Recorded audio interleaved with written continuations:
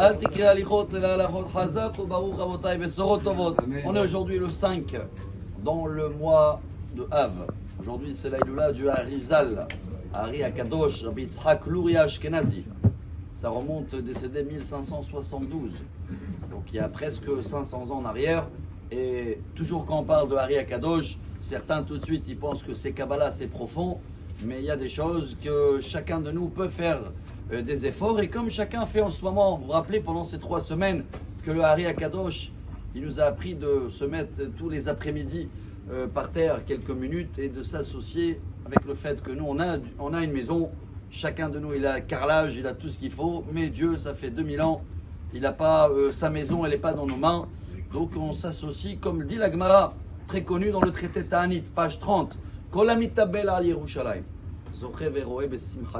Chacun qui comprend en ce moment qu'il faut se mettre avec cette souffrance, voir ce qui ne va pas dans le côté dans le monde et se rappeler de ce qui manque, ce qu'on avait à l'époque, cette connexion avec Dieu. On ne parle pas que des sacrifices et de la viande.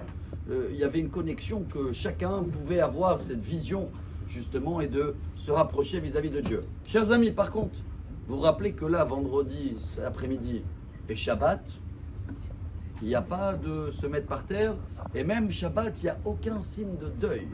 Et pourquoi c'est important de le citer? Le Shla Kadosh, Rabbi Shaya Horowitz, il nous apprend quelque chose de très beau. Le fait que quand on est triste, tu construis.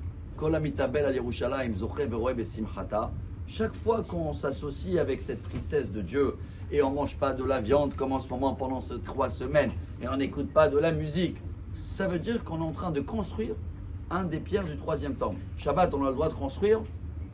Non. Le fait qu'on n'a pas le droit de construire Shabbat, alors on n'a pas le droit d'avoir aucun signe de deuil. C'est pour ça que ce Shabbat ne s'appelle pas Shabbat construction, il porte son nom en hébreu. Shabbat Hazon. C'est quoi Hazon? Vision. Quel rapport avec la paracha? C'est la Haftara. La Haftara, c'est le premier chapitre de prophète Ishaïa, en français Esaïe, quelque chose comme ça. Et là-bas, il nous apprend Yada shokone uvahamorevus be'alav. Même le taureau, il connaît son maître. Et même l'âne, il sait qui va le donner à manger. On n'a jamais vu un taureau ou un âne qui ne veut pas travailler dans la journée parce qu'il s'inquiète de ne pas manger le soir. Il sait qu'il va avoir son repas. Alors quoi? Le taureau représente la parnassa. Le hamor, le hmar représente le matériel. Alors nous, on n'arrête pas de courir après tout le matériel et tout. Et on s'inquiète tous les soirs. Qui sait qui va nous protéger et qui sait qui va nous donner à manger. Donc il faut avoir une vision. Être un peu plus, voire plus loin que le taureau et que l'âne. Et de savoir que voilà, je termine avec Rabbi Levi Yitzhak de Barditchov qui nous dit que ce Shabbat, Dieu il nous montre à chacun dans la vitrine quelle pierre dans le 3e temple tu as construit. Et il amène l'exemple très connu avec un enfant, son papa il a fait un prince, très beau costume. Il a dit ne joue pas avec tout le monde, tu vas l'abîmer. Il n'a pas écouté, il a troué, il a abîmé. L'enfant il vient après à moi, papa fais-moi encore un beau costume. Ok, il a fait une 2e fois. Il a dit mais cette fois-ci pas de football, pas de basket. Il a redéchiré. Et là il a refait un 3e fois mais il l'a mis dans la vitrine.